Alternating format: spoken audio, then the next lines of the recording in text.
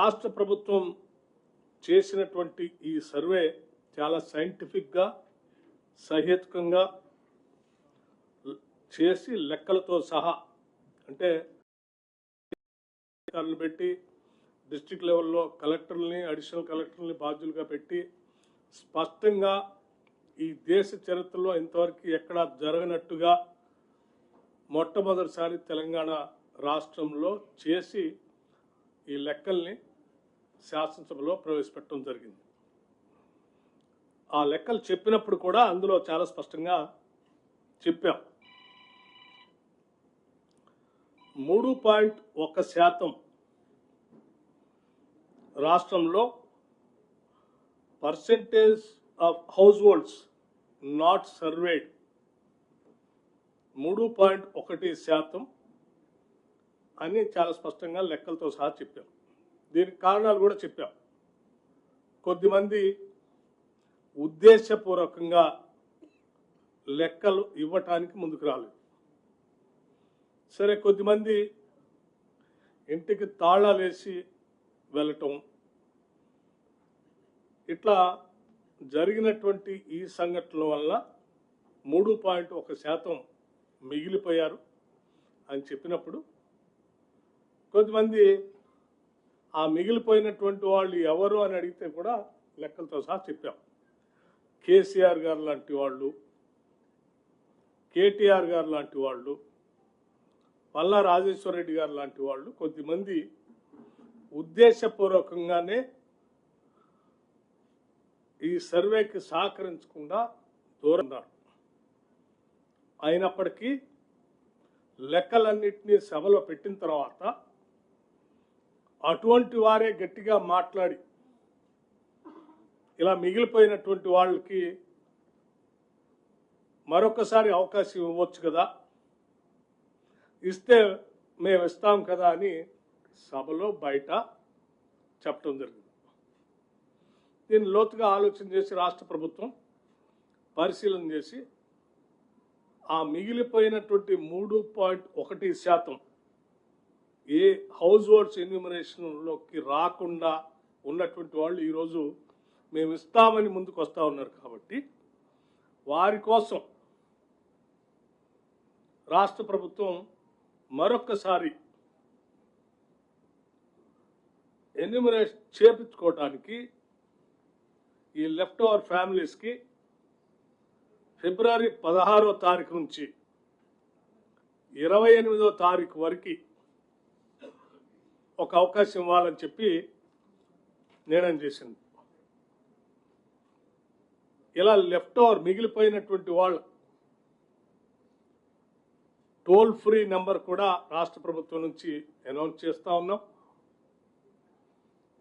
మండల వారీగా, డివిజన్ వారీగా గతంలో ఏ రకంగా అయితే ఎన్యూమరేషన్ చేశామో ఆయా మండలాల్లో ఆ మండల్ డెవలప్మెంట్ అధికారి దగ్గర ప్రజాపాలన సందర్భంగా ఏర్పాటు చేసిన వ్యవస్థలో అక్కడ తిరిగి ఆ మిగిలిపోయినటువంటి వాళ్ళు ఎవరైనా వస్తే వచ్చి అక్కడ అప్లికేషన్స్ ఇవ్వచ్చు. అట్లాగే ఆన్లైన్లో కూడా దీన్ని ఉంచుతూ ఉన్నాం. 3 రకాలైనటువంటి మార్గాలు వెసులుబాటు కల్పిస్తూ ఉన్నాం. ఒకటి, టోల్ ఫ్రీ ద్వారా వారు కాల్ చేస్తే వారి నెంబరు పర్టికులర్స్ ఇస్తే ఇంటికి వాళ్ళు వెళ్ళి ఎన్యూమరేట్ చేసుకుంటారు. వారికే వారు ఆయా మండలంలో ఉన్నటువంటి మండల కార్యాలయానికి వెళ్తే ఆ కార్యాలయంలో ప్రజావాణికి సంబంధించి ప్రజాపాలనకు సంబంధించినటువంటి అధికారిని ఇప్పటికే అక్కడ నియమించి ఉంచాం. అక్కడ కూడా చేసుకోవచ్చు. అట్లాగే ఆన్లైన్లో కూడా అప్లికేషన్ పెడతా ఉన్నాం, అది కూడా వాడుకోవచ్చు. ఇది సంపూర్ణంగా ఎప్పటికైనా విజ్ఞప్తి చేస్తూ ఉన్నాం. కేసీఆర్ గారికి, కేటీఆర్ గారికి, ఇలా మిగిలిపోయినటువంటి వాళ్ళు ఎవరికైనా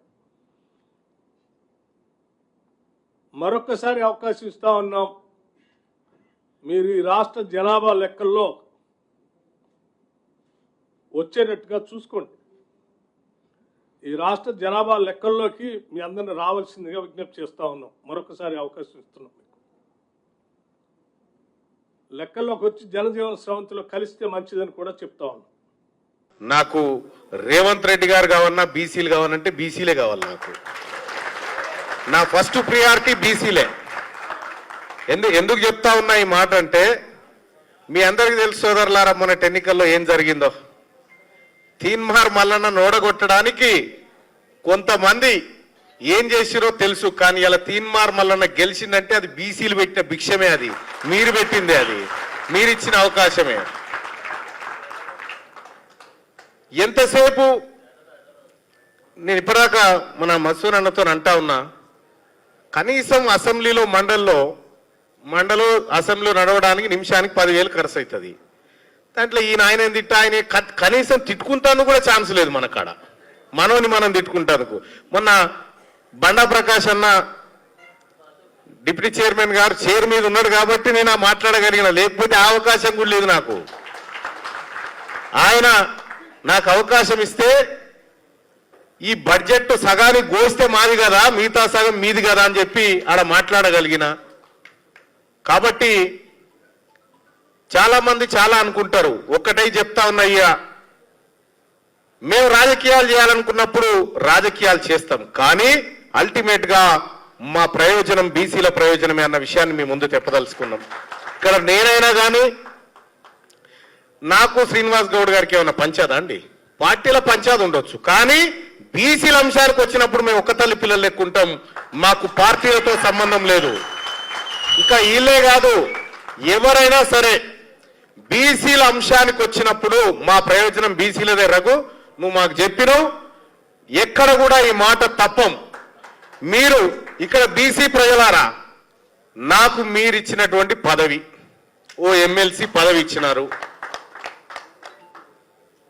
మీరు నిలబెట్టి దాన్ని ఆడ పారేసిరా అన్నప్పుడు పారేసి వస్తా.